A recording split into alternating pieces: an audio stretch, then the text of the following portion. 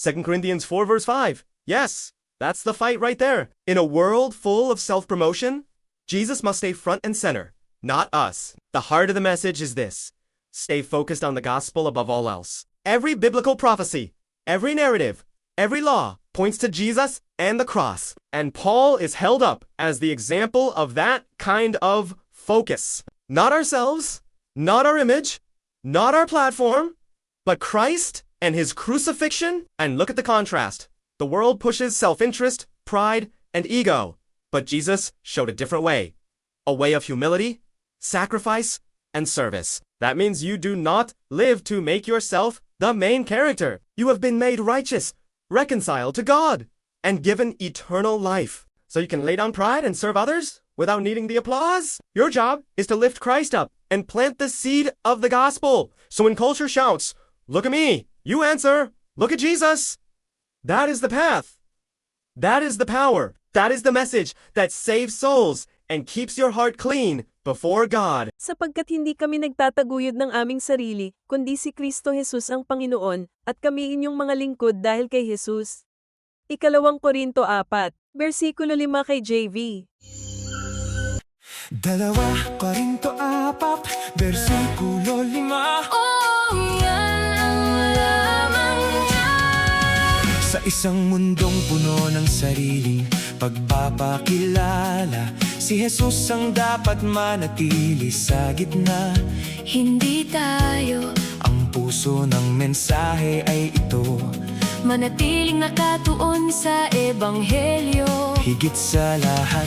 Bawat hula sa Biblia, Bawat salaysay, bawat batas ay tumuturo kay Jesus at sa krus. at si Pablo ay itinuturing na halimbawa Nang ganitong uri ng pogos, hindi tayo, hindi ang ating imahe, hindi ang ating, plataporma, kundi si Kristo at ang kanyang pagpapako sa krus.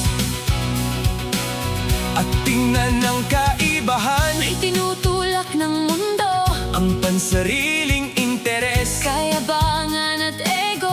Ngunit ipinakita ni Jesus ang ibang daan, isang daan ng pagpapakumbaba. sakripisyo at paglilingkod. Ibig sabihin, Hindi ka nabubuhay para gawing pangunahing tauhan ng sarili mo. ikaw ay ginawang matuwid Nakipagkasundo sa Diyos, at binigyan ng buhay na walang hanggan. kaya maaari mong isantabi Ang kayabangan, at maglingkod sa iba nang hindi kailangan ng palakpakan. ang iyong trabaho ay Itaas si Kristo at itanim ang binhi ng Ebanghelyo.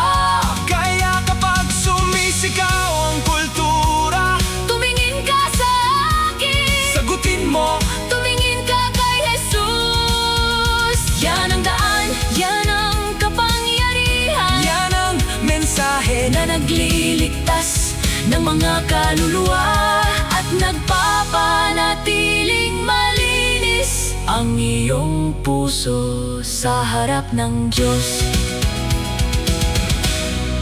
Paki-share po ang channel, Si Jesus ay Hari, sa ikaluwalhatian ng Diyos.